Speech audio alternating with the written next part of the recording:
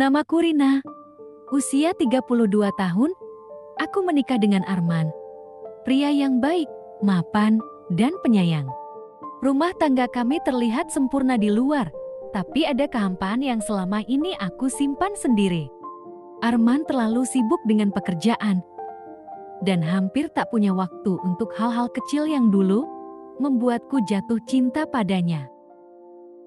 Suatu hari, adik laki-lakinya, Reza, datang dari luar kota. Usianya 25 tahun, baru saja lulus kuliah, dan sedang mencari pekerjaan di Jakarta. Arman memintanya tinggal sementara di rumah kami. Aku setuju tanpa banyak pikir.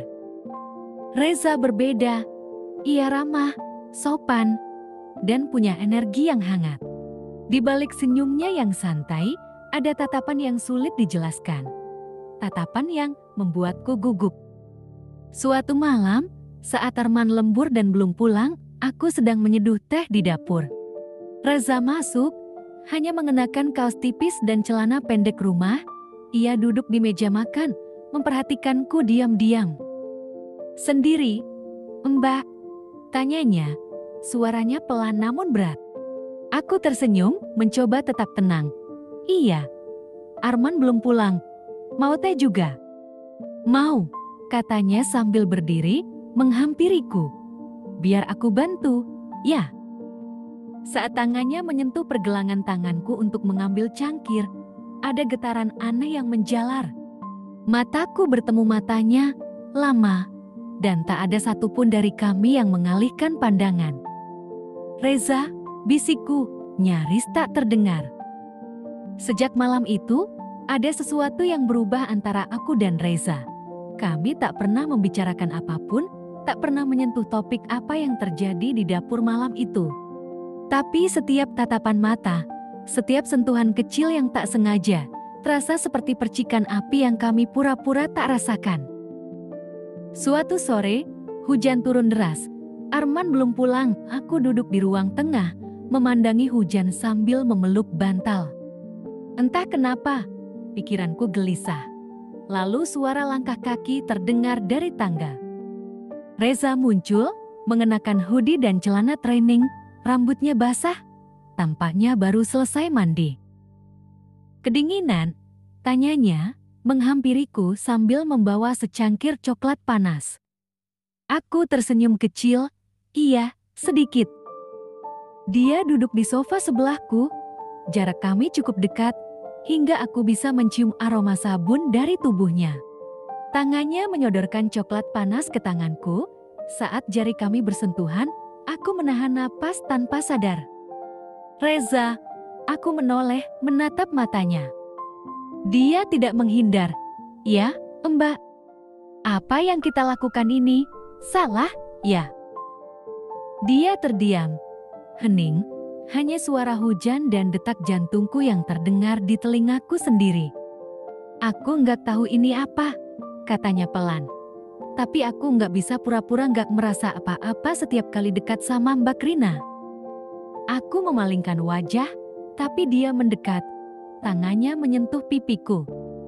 Aku tahu aku salah, tapi aku juga tahu aku nggak bohongin perasaan ini. Saat itu, pintu pagar terdengar terbuka, mobil Arman masuk, aku segera berdiri, menjauh darinya. Jantungku berdebar seperti orang yang baru saja tertangkap basah, padahal tak terjadi apa-apa. Tapi perasaan bersalah itu nyata. "Mas pulang," kataku pelan. Reza hanya mengangguk, tatapannya kosong, tapi juga terluka. Aku berjalan ke depan pintu, menyambut suamiku seolah tak terjadi apa-apa. Tapi di balik senyumku, hatiku retak. Aku mulai takut, bukan hanya pada Reza, tapi pada diriku sendiri. Waktu berjalan cepat, aku terus menyembunyikan kegelisahan ini di balik rutinitas rumah tangga. Tapi tubuhku mulai memberikan tanda-tanda yang tak bisa diabaikan. Mual, lelah berlebihan, dan kemudian satu garis merah yang berubah menjadi dua. Aku duduk di kamar mandi, memegang tas pek dengan tangan gemetar. Dunia seperti berhenti berputar. Jantungku berdebar kencang, bukan karena bahagia, tapi karena takut. Aku tahu ini bukan anak Arman. Suamiku jarang menyentuhku akhir-akhir ini, hanya ada satu kemungkinan, dan itu berarti anak ini adalah milik Reza. Malamnya, aku memanggil Reza ke taman belakang rumah. Malam yang dingin, sunyi, hanya suara jangkrik dan angin yang menemani. Reza datang dengan wajah serius. "Ada apa, Mbak?" Aku menunjukkannya tas bag itu. Matanya membesar, lalu ia terdiam lama. "Aku hamil," bisikku. "Ini anak kamu, Reza." Dia duduk perlahan di bangku taman. Wajahnya penuh kecemasan. "Rina, kamu yakin?" ucapnya. Aku mengangguk, pelan tapi pasti. Aku tahu ini berat, tapi aku nggak bisa bohong, apalagi menggugurkannya. Reza menghela napas panjang. "Aku baru dapat kabar sore tadi. Aku keterima kerja di Bandung, 2 hari lagi aku harus pindah. Aku juga butuh waktu berpikir." Mataku panas, rasanya seperti ditinggalkan di tengah badai, sendirian. "Jadi kamu mau pergi?"